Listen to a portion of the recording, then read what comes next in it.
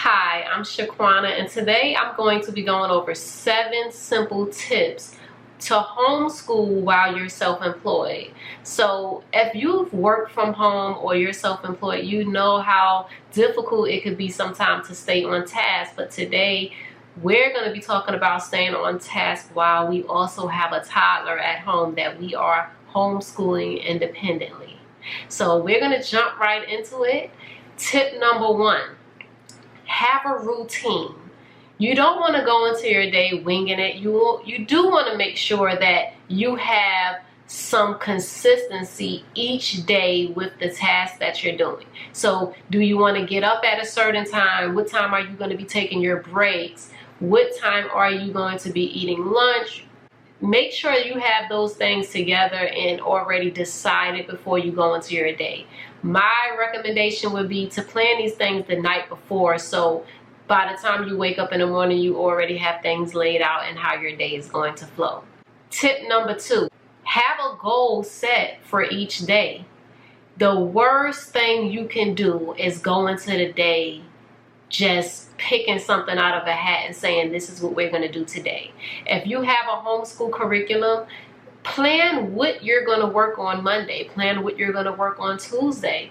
If you are self-employed and you know that you have to get a certain amount of production done by the end of the week, split that up by the days and actually say, okay, I'm going to get 5 clients Monday. I'm going to work on making 20 phone calls, which will convert into 5 clients. Whatever type of work you do, have a goal that you want to hit for that day. And you'll be a lot more motivated to do that work if you know that you have a target that you're working toward.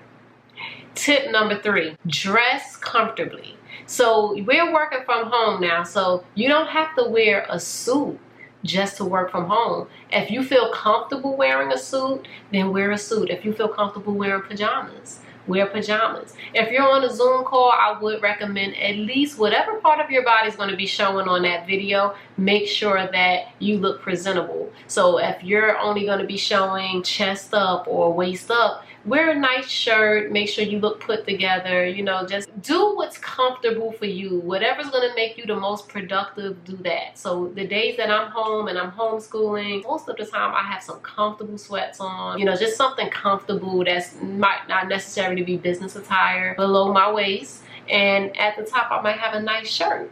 So whatever makes you comfortable, whatever's most productive for you, make sure that you have that set out again the night before so you're not waking up in a panic trying to find something to wear. Tip number 4, make sure your workspace is organized.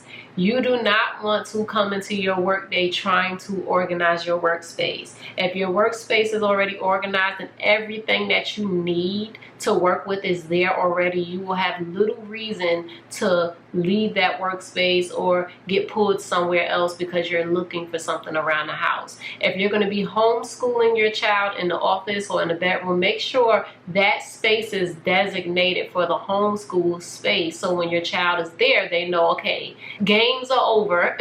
It's time to learn. This is where I sit down to learn, because sometimes we may get a little comfortable. We, as adults, we're like, okay, I'm going to break up my work day and do some laundry, do some dishes, and then the kids might feel like they can watch TV or they can play with their toys because they're home. So just make sure you have a designated space that's specifically for them so they know when I'm here, it's time to get down to business. Tip number 5, manage your distractions. So it's impossible to totally eliminate distractions, but if you can manage the minor distractions that you know are like your hot points, say for instance like social media. If you're doing work or making phone calls, you don't need Facebook pulled up on your laptop. If you know that you get distracted by text messages, my phone's going off consistently throughout the day. I'm going to turn my ringer off or put my phone on do not disturb and turn it face down while I'm in the middle of my work. So if I'm designated from like 10 to 12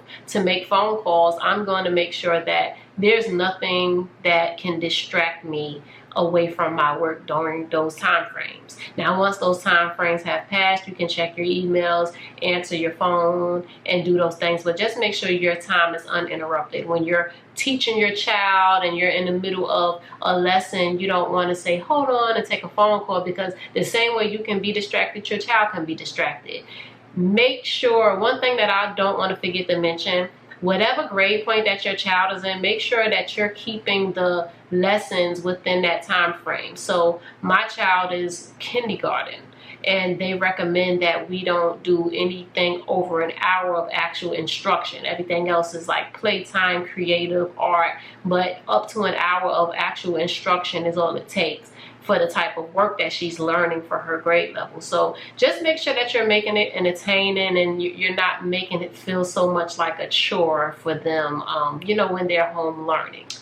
Tip number 6. Try to include your children in your work. If there's any type of work that you're doing that your child can help, it would be so much easier just to include them, because if not, sometimes you have kids like mine that they're very my daughter's very affectionate, and she loves my attention. So she feels like I'm ignoring her for too much of a time. She's gonna come into where I'm working, and she's gonna, you know, want to help and do things like that. So if your child can sort or do anything within your workspace, include them, so you know it's not so much of a hassle trying to keep them out of your way.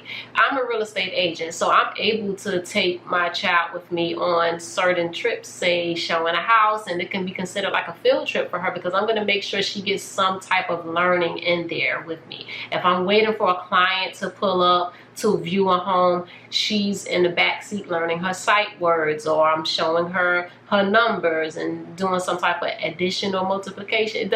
It's going to be some type of learning experience while she's out in the field. So just make sure you make things exciting and you just include them, and it'll take away the stress just a tad bit. So the final tip that I have, tip number 7, is find some type of supportive community that you can lean on when you're homeschooling or working from home with your child. There's so many resources out there where you can speak to other parents and find out what they're doing, what works for them, what doesn't work, and it will help you so much than just trying to recreate the wheel on your own. If you guys have any other tips or anything you'd like to suggest that I did not mention, please comment below. These are just some things that I've done that have worked for me, and please feel free to click like on the video and subscribe to my channel. There will be more videos coming soon. Tell me more if you guys would like to hear a little more about how to plan, or how to, you know, manage your time or time block. There's so many different ways that you can do this. Is no one right way to try to manage your day. As long as you have a plan and you have a goal that you're working toward, you should be okay. Again, I'm Shaquanna, and thank you for visiting my channel.